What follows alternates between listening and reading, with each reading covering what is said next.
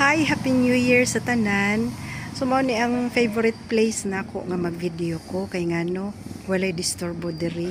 Kanirang ako ang bugoy diri nga kuan ginapakaon. Mao ra taw ni diri ang akong kauban. O ambot asa na pud tong iri nga puti. Ang laag siguro to. So New Year naman gyud no. Maghisgot-hisgota sa mga maayo nga butang. No nga mga positive nga mga butang nga makaayo pud sa atoa. Atong hisgutan mga lods kaning mga kuan bitaw. Kay daghan naman jud karon ang ning graduate, di ba? Daghang ning graduate, daghang ning pasar sa mga board exam.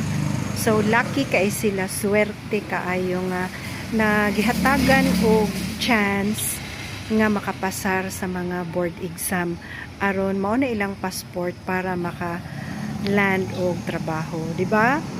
So mga anak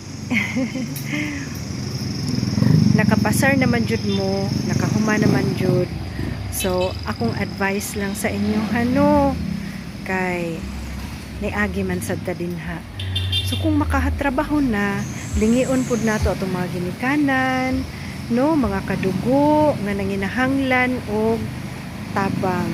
Dili ta magdinalo mga lods kay ngano dako kaayo nga blessing nga gitagaan tag kahigayunan sa Ginoo nga makatrabaho. Nana siya purpose, no? Naay katuyuan ngano nga naa ka diha, nakapasar ka, nakatrabaho ka, no? So dapat mulingi ta sa mga atong mga kagikan, no, mga kaparyentihan, atong tabangan, di ba?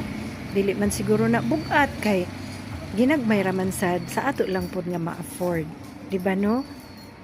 So mao na siya unya labi na sa mga apo nga namuyo diha sa iyahang mga lola, no, mga kaparyentihan, mutabang sad, no, magmalasakit labi na kung igo ra mo gipakaon, di ba? So dapat mulihok, mutabang kay hayahay kaayo ang kinabuhi nga naay ning sagop sa atoa, no? So that's all for now. Thank you for watching.